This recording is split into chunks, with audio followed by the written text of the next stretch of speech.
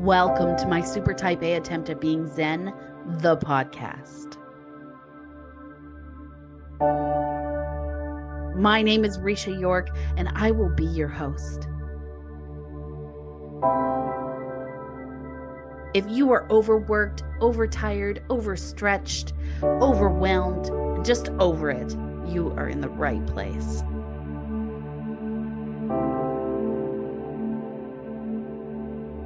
We like to say we are currently working towards Zen-ish. I'm thrilled that you've joined us. Let's see who will be supporting us on our path to Zen today.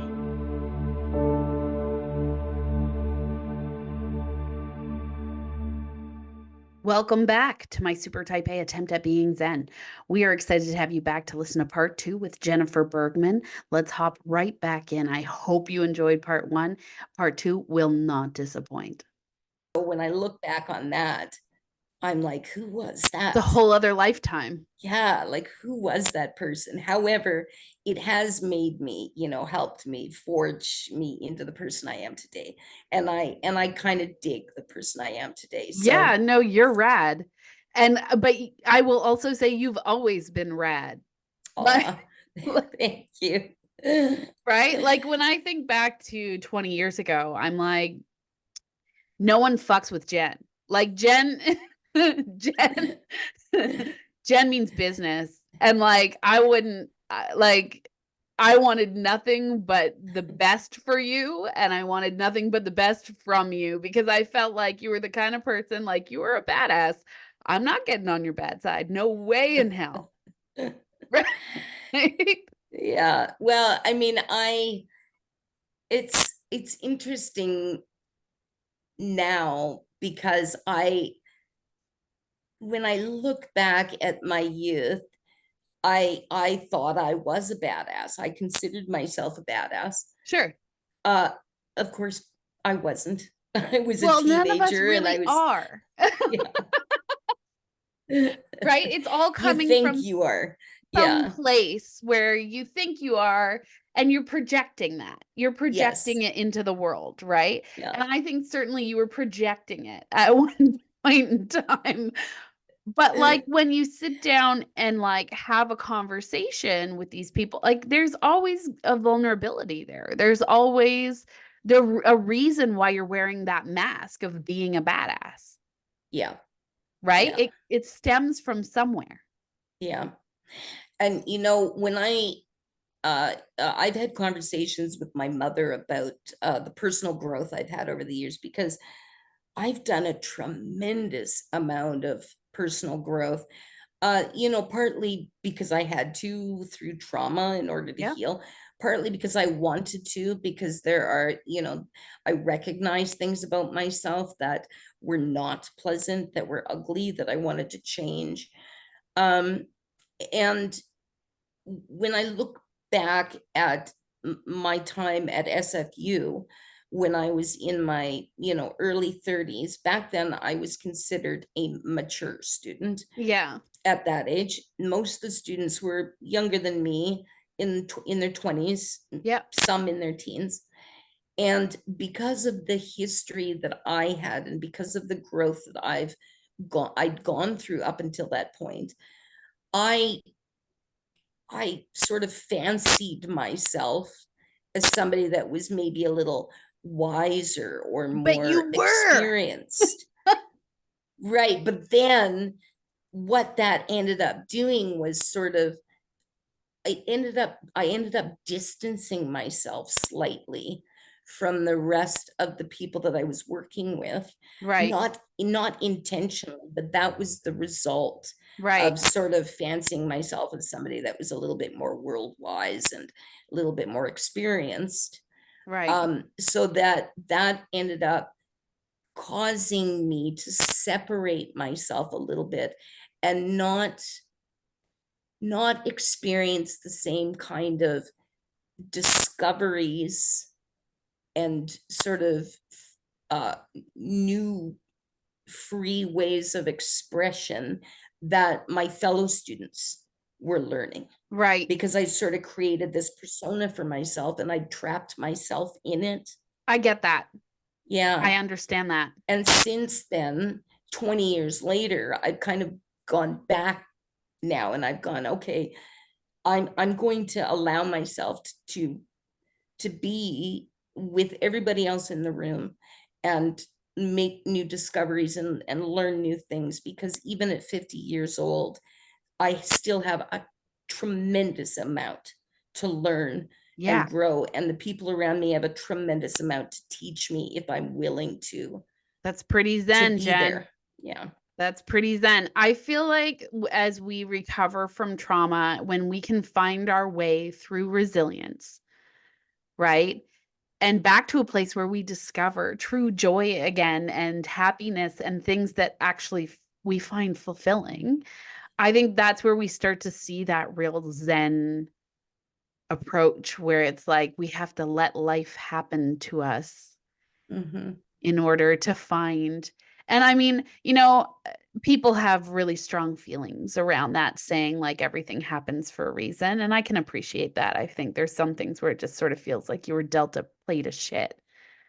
I get it.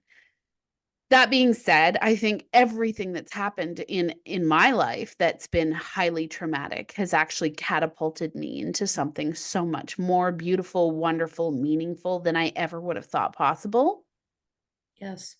Yeah. right? So like taking that and being like, that sucked, but Exactly. Yeah. And no, I'm not a person that subscribes to everything happens to a reason, or it's a blessing in disguise. And I find those statements a little too convenient and too simple. like a Life is little much bow. more, yeah, life is much more complicated than that. And Agreed. there's a lot more involved in personal growth than just a bad thing will happen, you'll get better. Yeah, no, Yeah. you have to want to get better. And that I think that's where it comes down to is the choices that we make around trauma, right? Like, am I going to stay a victim and live in victimhood and deal with the anxiety and depression and pain that comes along with that? Or am I going to make a choice where it's like, this has happened? Yeah. And how do I imagine this being better for me? How do I Yeah. imagine this transitioning to something that I can get excited about? Yeah, and I don't think, sometimes for me it is conscious. It's that conscious. It's like, okay, I'm going to make a choice here. Yep. But for a lot of it, it wasn't conscious. It was just a matter of just wading through it. Yeah. So, this traumatic, terrible, scary, depressing thing happened. Nobody's fault, no reason. It's just shit happens. It's my life. Yeah. And so, I had to live through it Yeah. and work through it, and eventually just living through it and working through it and waiting through it and adapting and finding new discoveries. Eventually life became enjoyable and livable and fulfilling and worth living again. But there Yeah. was there was no point during that growth where I said, okay, today I'm going to try to grow and live.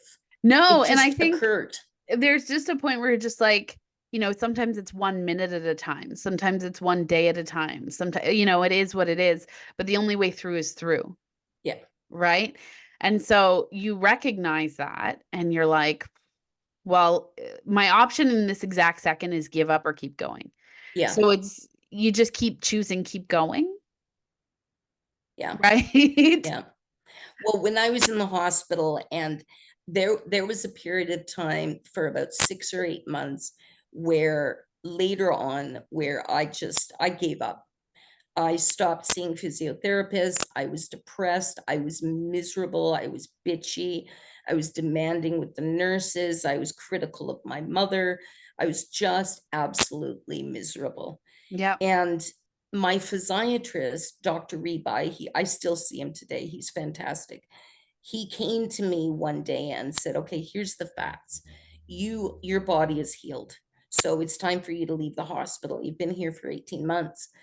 You can either go into rehab. I can get you into a spot at GF Strong, or we'll have to send you to long-term care. Yeah. And he said, the problem with long-term care is you could fall through the cracks. You might be there for the rest of your life. Yeah. So that really, that for the next few days, I really started thinking to myself, it's either get on with the business of dying or get on with the business of living. Yeah. And my body is not dying. Yeah. So I guess I got to get on with the business of living. And that was the first conscious choice I made Yeah. to do that. After that, it was sort of Legos. It was building Yeah. on top of, one success after another, one struggle after another, and accomplishing it. Even if Yeah. they're little baby steps, each one of those just, you know, built on the Yeah. foundation of confidence. And you're still, I mean, you're still dealing with constant daily pain, right? So that actually, we were talking, you had a great post on your Facebook group about how you use cannabis for your pain. And I thought it was so insightful and well written because I used cannabis for my pain too. And you were very clear about how it's THC, not CBD, because Mhm. everybody somehow seems to think the CBD is socially acceptable, but THC not so much. I use THC as well for my pain. And it's the only thing that's ever worked. I've had migraines since I was 12 years old.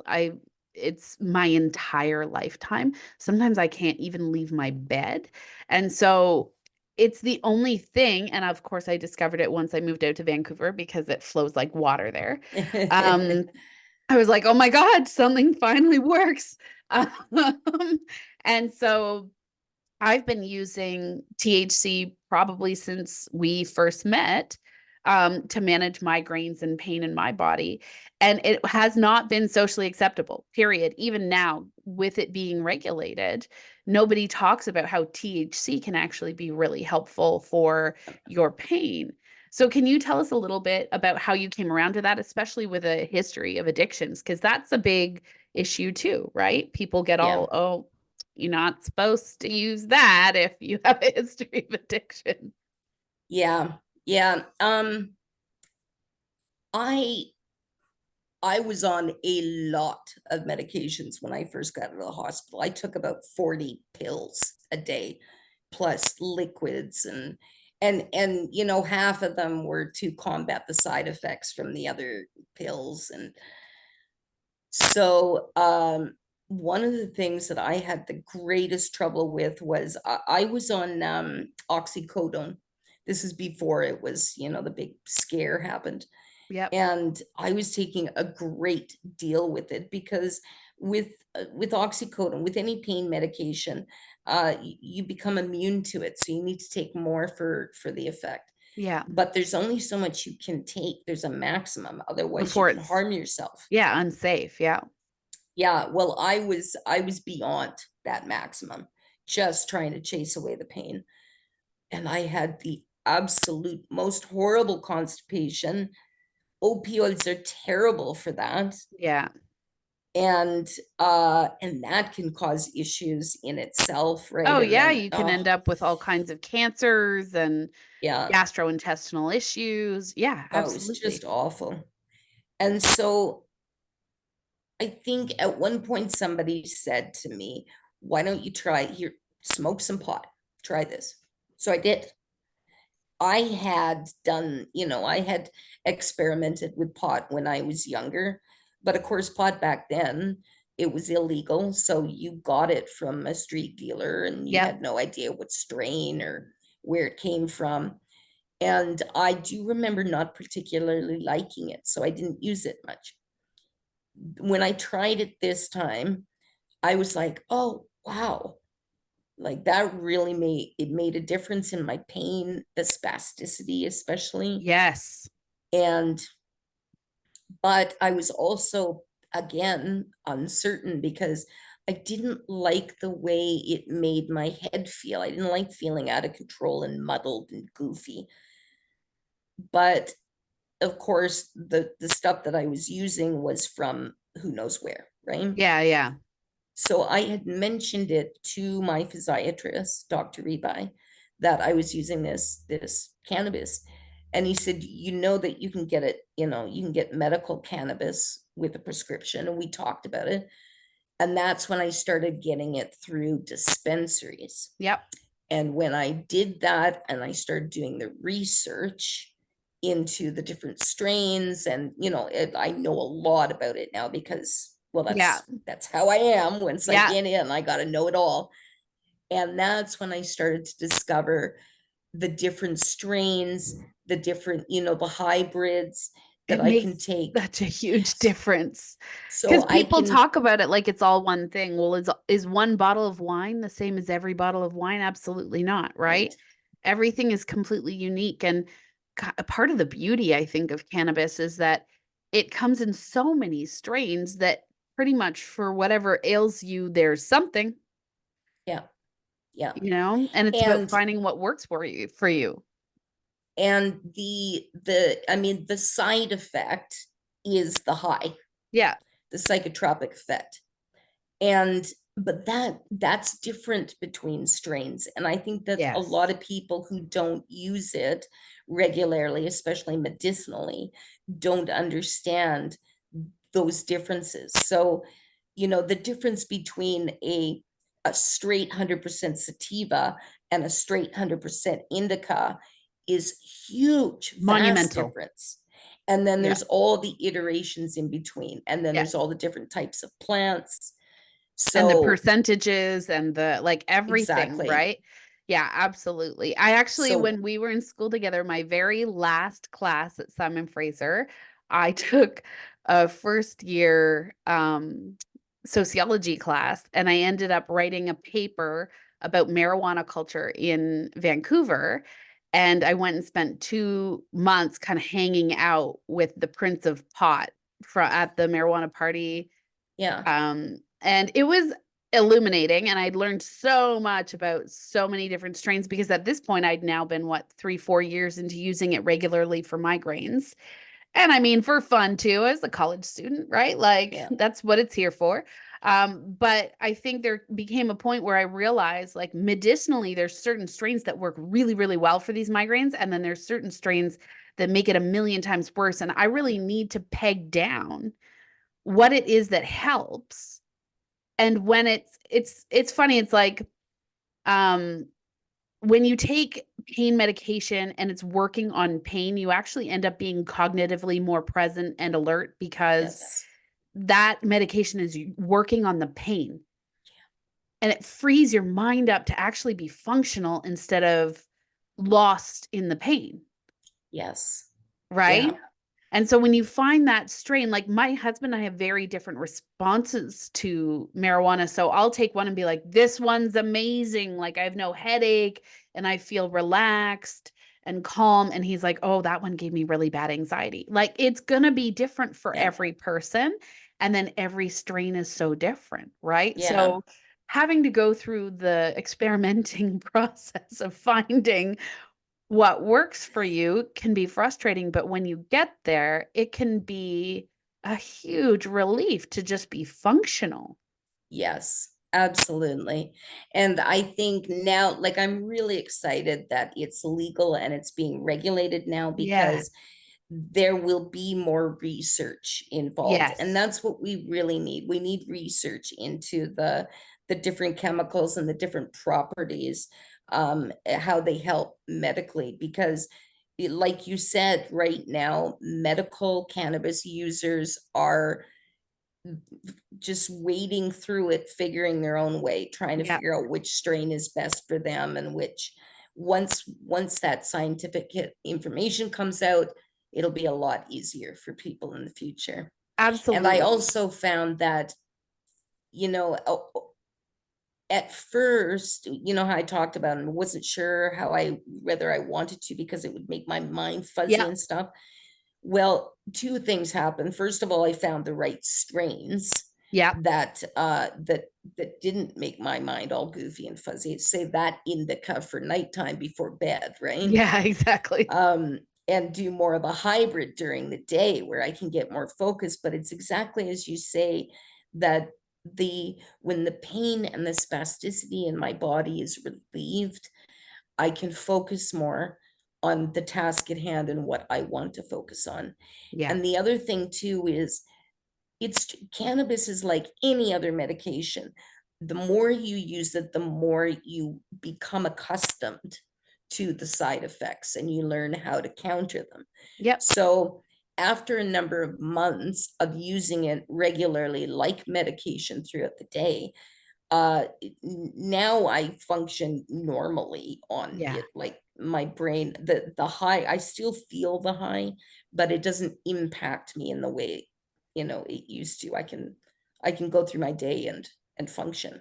Yeah, Yeah, absolutely. I find what it does more than anything is also relieve my anxiety, which is funny because I know it causes anxiety for a lot of people. yeah, But I think when you're dealing with chronic pain, when you're in pain all the time, that starts to create like a mental load, yes, right? And so that pain that you're in all the time you're carrying, you get anxious and surly and grumpy, and you don't mean to be in that space. You're not actively trying to be angry or grumpy, but you don't even realize you're yeah, carrying the weight of that pain around with you constantly.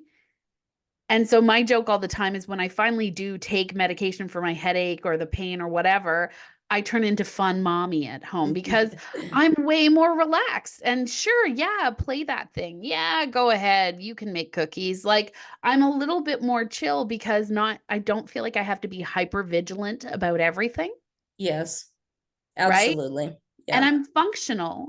I mean, I don't think I'd drive a car, but I'm functional to the point where I feel like I can be responsible and make intelligent decisions. And I mean, all of this is fine for me if I'm medicated for my headaches.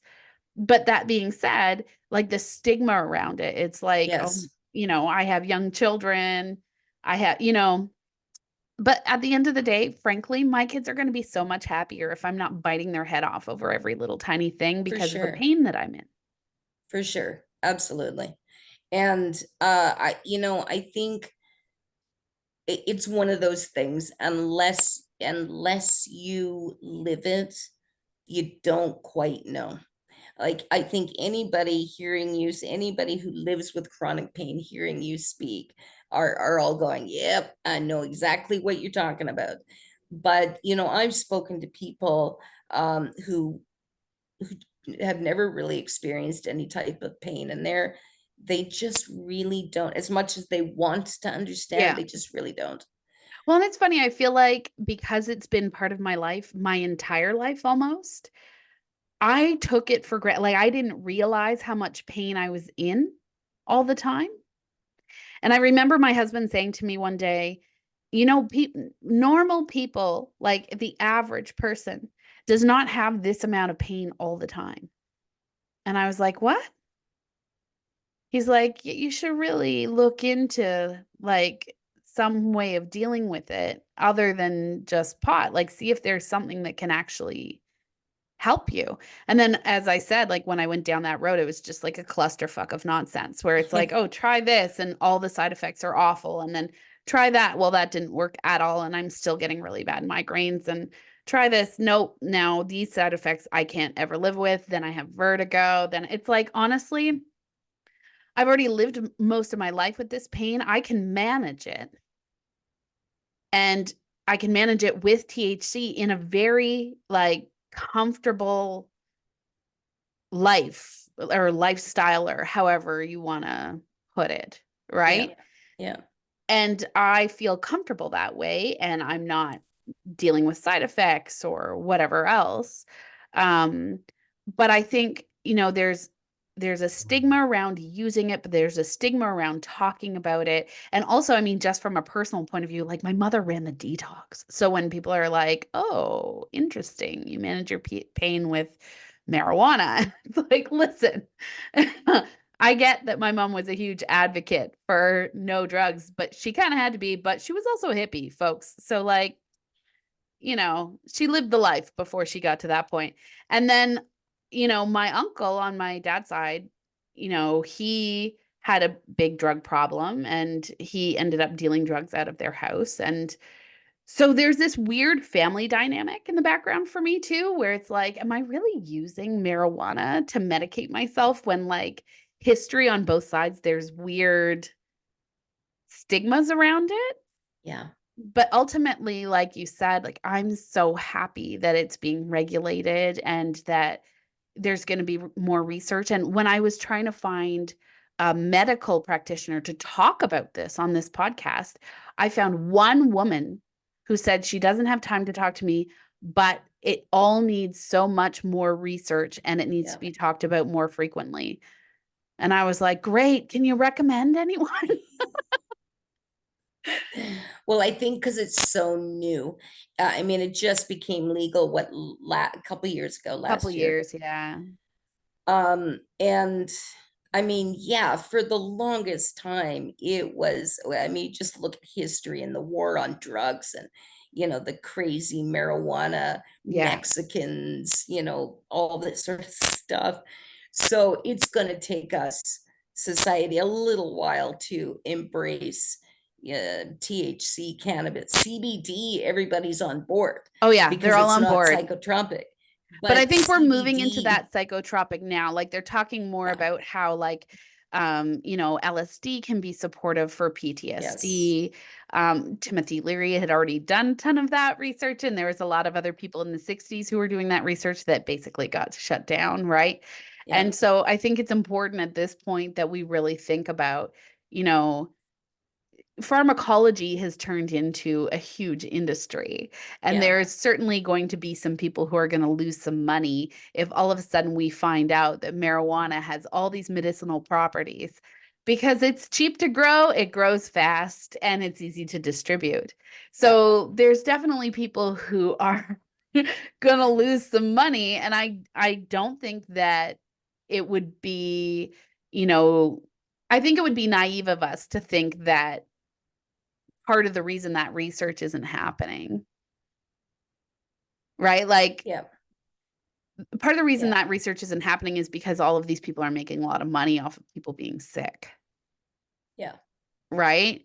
And it would be naive of us to think otherwise. yeah. Well, and I mean, why it's been illegal for so long, that why would they research? Why would they put the effort into researching something that's considered illegal? So Yeah. now that it's considered legal, the government has finally said, oh, okay, maybe it's best if we legalize this because of, variety of reasons. So Yeah. now that the government's on board, now we'll get the scientists and the medical community on board. But it's like Yeah. we had to wait forever for, the government to finally recognize, oh, okay, maybe this isn't as dangerous. Maybe it's more helpful than dangerous Yeah. than we And I think thought, if you right? look back to, First Nations peoples and the people in India, and there's lots of places where they have used marijuana and Yeah, cannabis forever medicinally. Um, and it's been highly successful. And so I think we're now getting to a point where we can see, like you said, that science behind it. I can't wait to see everything they come up with because I would love for somebody. I mean, I am not a neurologist. I don't know anything about those things, right? Like I'm not a science kind of gal, maybe psychology, but not so much. Biology. And I'd love to know on a biological level, what is it doing that's helping me? Because frankly, there's literally been nothing else that comes close to being as helpful. yeah, yeah, So and is there a way to cut out that side effect? Like at the end of the day, wouldn't it be great if we could synthesize what it is that's actually helping as yeah. like a daily thing you take and that's it, off you go? It there are synthesized cannabis pills, Yeah. and those were prescribed to me at one point, but they did shit. They didn't do anything Because whatsoever, how could they synthesize something they've barely researched? right? And so, like, yeah, I mean, when I took this medication, The doctor was saying, oh, it's great, it's got all the medical properties, but without the high. And I literally felt nothing. So I'm not even sure what was in Yeah. these pills. And maybe they don't know either, really, because if they haven't researched which chemical impacts the brain in which way, which is how you figure out what symptoms it'll help. Yeah. How can they know? So I always wondered, how did they synthesize Yeah. cannabis for medical properties when they don't even have the research? Yeah, it's strange. And I would also wonder if there's something to do with that element, like the psychotropic element having more impact, like allowing for, um, I don't know, the other elements or chemicals to have the pain receptor impact. I'm not sure. Mm-hmm. Do you see what I'm Yeah, and saying? that's Like right. maybe it has to work together. I don't know. And Maybe. so, I mean, frankly, I'm just grateful for it. Me too. Me too, because now, uh, well, I mean, that was 10 years ago, taking 40 pills a day. But today, I take one antidepressant and one muscle relaxant, and not one, but one type. Yeah. Um, a handful of pills in a day. And then the rest of the time, I just use cannabis regularly. Yeah. And so all those pills for muscle relaxants, opioids, and then, breakthrough pills and all that sort of stuff, they're all gone. And Yeah, I'm that's so great. glad. Yeah, because So there's a much better for your point. liver. Oh, yeah, that's it, right? I mean, we're happy to prescribe people, tons and tons and tons of Western medicine and pills and pharmacology and all of this. And then we get into a place where one's affecting the other. I mean, we've had that experience in our family where someone was taking conflicting medications and it ended up like causing a gastrointestinal bleed and, had to be admitted to emergency. There's all kinds of side effects that, if you have a really good pharmacist, they'll catch most of it. And I've started to really appreciate a good pharmacist too. Like I'll go in and be like, hey, the doctor gave me this and it's not working. What do you think? Yeah. Because I feel like that's their area of study. They know, right? Yeah, I find pharmacologists, they seem to know more than the doctors about any of the meds. I always ask them first. If Yeah. the doctor gives me a med, I ask them, and then I go do my research anyway, but I'll Yeah. always ask the pharmacist first. What's this for? What are the Yeah. side effects? Yeah. Yeah. And I find they have a lot more, like I've been dealing with a lot of reflux lately. I don't know why I'm having a stomach scope on Thursday. I'm not thrilled about that. Uh, Ew. I might have ulcers. I'm not sure, but the reflux has been really, really bad. And they had me on a certain medication when I was pregnant with my second that worked really well, and it got recalled because there was cancer-causing agents in the production. And I was like, okay, no, we're not taking that anymore then. Yeah. And they tried to move me to two other medications that I guess are the new hot thing at the moment. Neither of them worked. And so I was like, I don't understand. So I said to the pharmacist, when I was pregnant with my second, I was taking this, but it got recalled. And he's like, oh, there's another medication in the same family that should work for you. You can buy it over the counter. Why don't you try buying it? And if it helps a little bit, go back to your doctor and ask for a larger dose and see if that helps. And I was like, "Oh, yeah, sure." Because I mean, Jen, I wasn't sleeping. Like, I jolt up in the middle of the night, like with stomach acid coming through my nose. So Oh, it's awful. And I don't, painful. oh, so gross. Like, I just don't understand why. So, yeah, so I started taking this one that he recommended and it kind of worked a lot better than everything else. And I was like, I'm going to ask her. So I got her to then prescribe a double dose of that. And it's like the first time I'd slept. I've been taking it for the last month. It's the first time I've been sleeping through the night in months. So just a night and day difference. Yeah. So we'll see. I mean, I don't know if it's something I have to take long term. I hope not. But at the end of the day, like I'm always working backwards to not be on any medication. So what can I do to not take anything? And sure, supplements here and there. Like during the winter, I definitely take a vitamin D because I'm an indoor girl in the winter. I don't like outside. And then like magnesium when I feel like I need to, calcium if I feel like I need to, but like generally, I don't want to take a whole bunch of pills. And what cannabis has done basically is allow me to not take a whole bunch of pills. And it seems to regulate a lot of the side effects that I was having with other medications. So why wouldn't I just do that? And it's all natural. So I don't feel like there's a whole bunch of additives and weird stuff in there that's going to be cancer causing agents. I mean, I'm also not smoking it. But that's the other thing. When you think about like my two of my family members have died of lung cancer. And so obviously I want to be really aware around that too, right? So like Yeah. how are you taking your cannabis and how does that work for you? And what's the safest way and most impactful way? And there's so Yeah, many and ways to there's so approach many it. ways to take it. Like Yeah. there's also, you can currently right now I'm smoking it because I find it easier to roll into joints. But I used to smoke it in a pipe. I had a vaporizer Yep. at one point, which is great because it only heats it up Yeah. enough to release the moisture, so you're not getting the carcinogens from combusting it.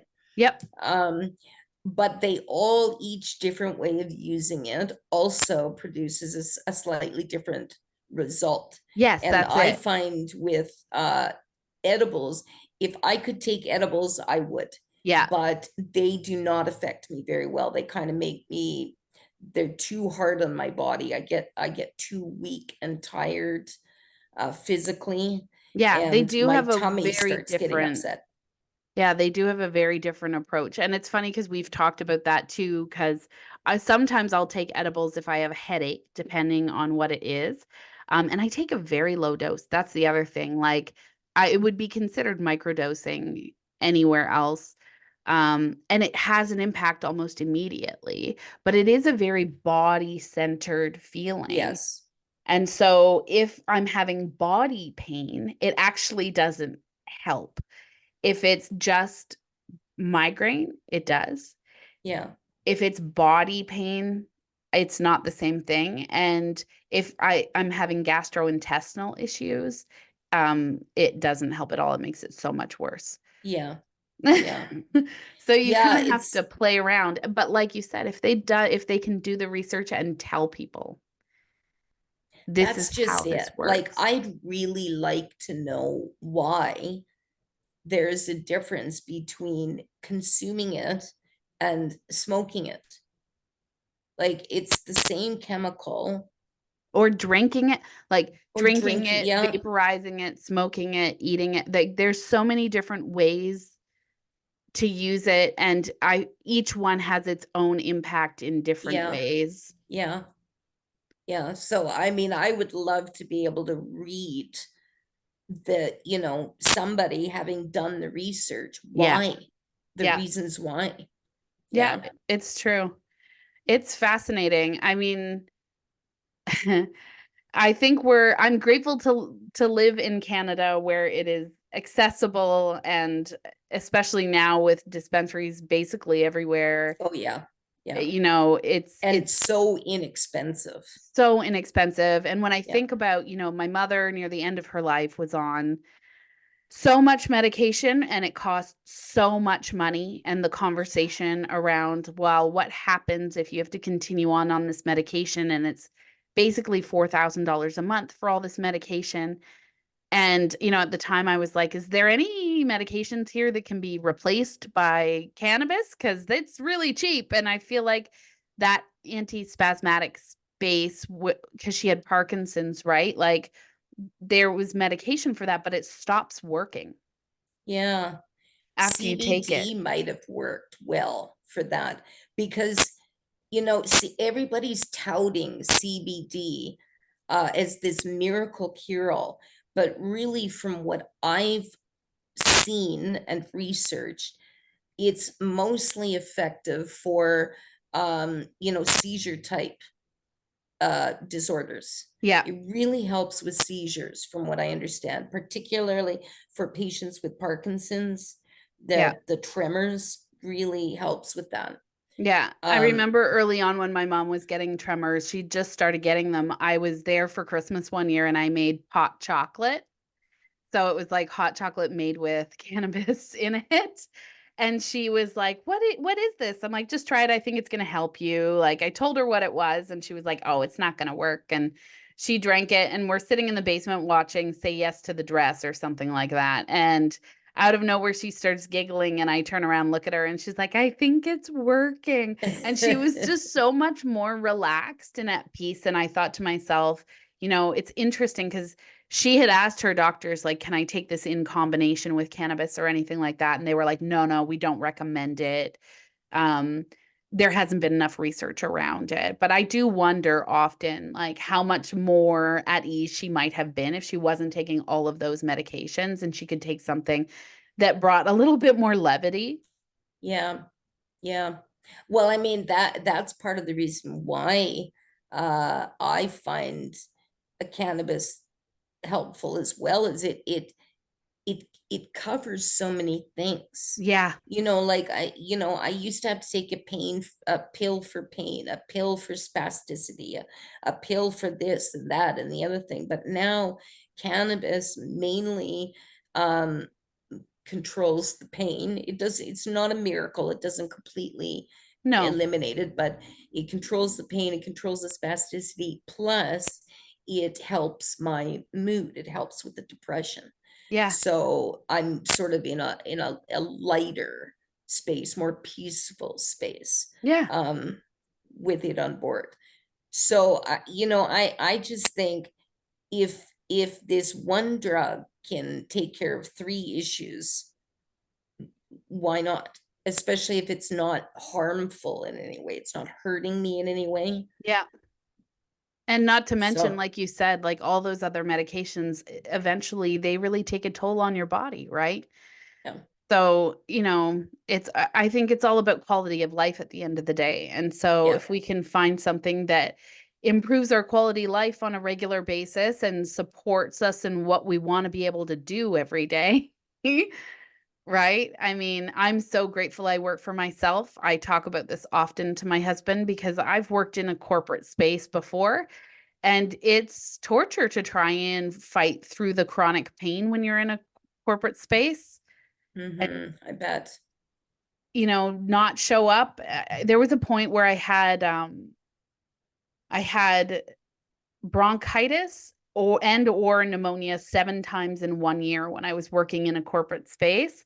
And near the end, I could see them being really intolerant and frustrated with me. And I'm like, well, what am I supposed to do? Like, I'm sick. Like, I'm obviously sick. Yeah, Right? And there's this lack of understanding. Like, if people are unwell and they need to take the time to recover, they need to take the time to recover. And yeah, here's the thing, now that I work for myself, it doesn't impact my work or my earning potential. So what's the issue? yeah, Right? yeah.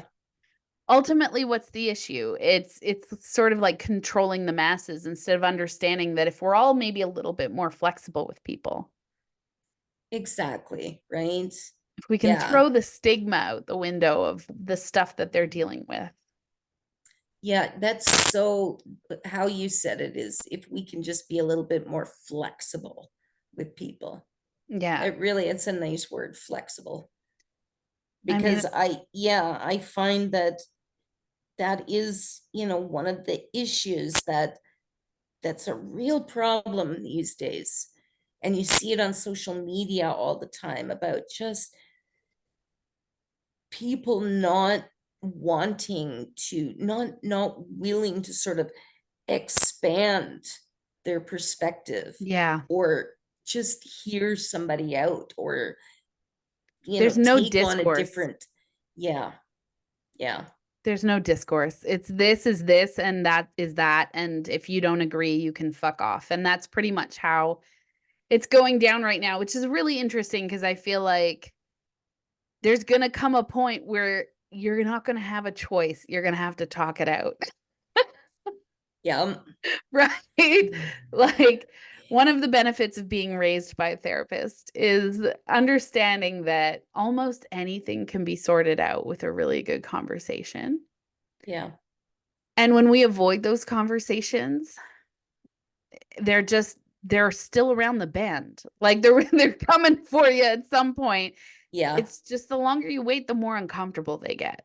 Exactly. Yeah, I was raised by my mom when I was about 12 or 13 years old. This was back, I grew up in the 70s and 80s. So, right around that time where women's lib really was sort of taking off and women were starting to leave the house and go back to school. That's when my mom went back to school, finished her psychology degree. Oh, good for And her. then for about 20, 25 years after that, she was a counselor and facilitator for battered women. Okay, yep. So I also had the benefit of growing up in a household where there was a lot of discussion and conversation and openness, like freedom to have Yeah. those conversations without fear. Yeah. And yeah, I feel the same way that it feels like we're getting further and further away from that right now. Yeah. Partly, I think, with the advent of social media and how popular that's become, it's so much easier not to have discourse on And social also media. It's so just to much say easier things to, without repercussions or accountability. I think people just feel like they can be anonymous and yeah, have an opinion, whether it be popular or not. Um, but it's also a lot of distraction, I feel like. It's just a lot of distraction away from real problems and real issues. And if we can all sit down at a table and, if anything, I'm going to say what it has brought to the forefront is the disconnection of perspectives. So everybody's perspective is different. And for you to call your perspective the right perspective it's just not true because there's so many life experiences and paths on this planet and we can't know what other people are living through and we don't know what other people's traumas are and we don't know that. We haven't lived that experience. So I think, if anything, we've been opened up to a lot of new perspectives and sometimes people react to new perspectives defensively. And I think that's what we're dealing with is just a lot of really defensive behavior around like, don't fuck with my worldview. This is how I see the universe, and you can't change how I see it. And I get it. I do, because it can be really traumatic and like earth shattering for someone to tell you everything you've always believed your whole life isn't entirely true. yeah, And I yeah, get it. yeah. And yeah, and it's not easy to grow and change and see things No. differently. And sometimes it's just super comfy to wallow in your own little closed off world, Yeah. right? So it takes courage and willingness and openness and all kinds of fantastic attributes to be able to have an open and honest discussion and be willing to change and grow. Yes. Yeah.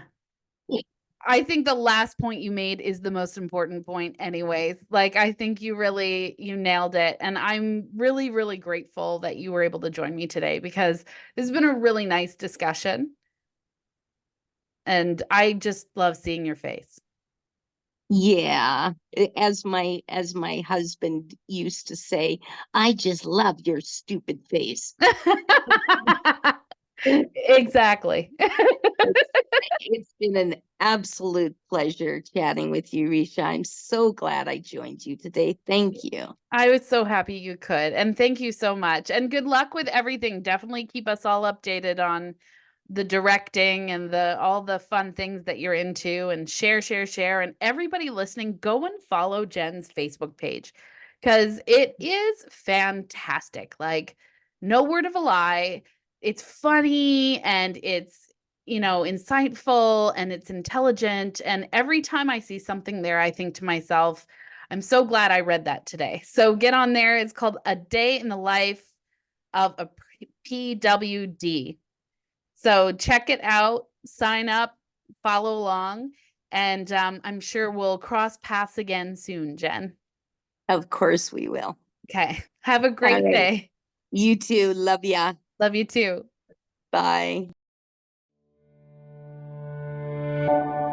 Thank you for listening. Like and subscribe to our channel wherever you listen to podcasts. Visit www.yorkmotivational.com for more information on my Super Type A attempt at being Zen, the coaching program, Lead Without Permission, or visit our contact page to reach out to Risha.